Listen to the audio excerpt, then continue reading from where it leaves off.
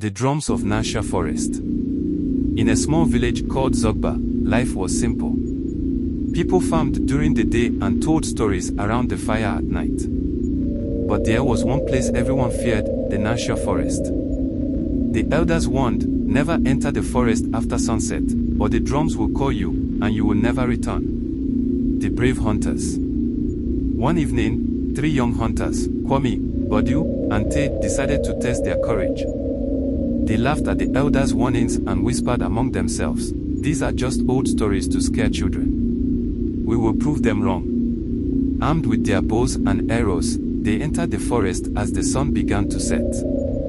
The air grew heavy, and the trees seemed to whisper secrets. But the hunters pressed on, their lanterns flickering like small fireflies. The drums began. As darkness fell, the forest came alive. The sound of drums echoed through the trees, dum dum dum dum. It was not the joyful sound of village celebrations.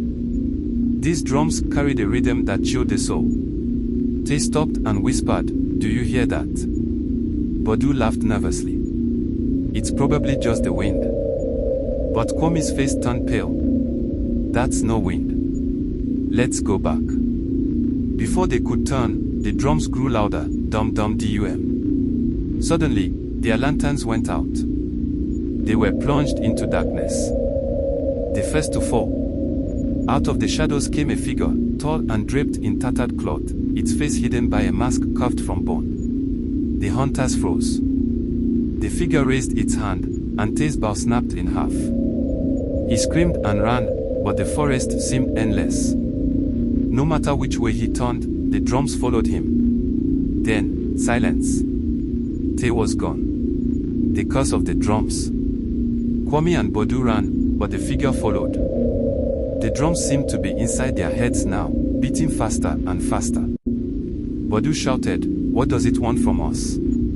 Kwame cried, "We should not have come here." As they ran, they stumbled upon a clearing. In the center stood an ancient tree, its roots twisting like snakes. Beneath it lay a circle of skulls, glowing faintly in the dark. The figure appeared again. This time, it pointed at Bodu. He dropped to his knees, begging, "Please, let me go." The drum stopped for a moment, and the figure spoke in a voice that was not human. "You entered our sacred ground.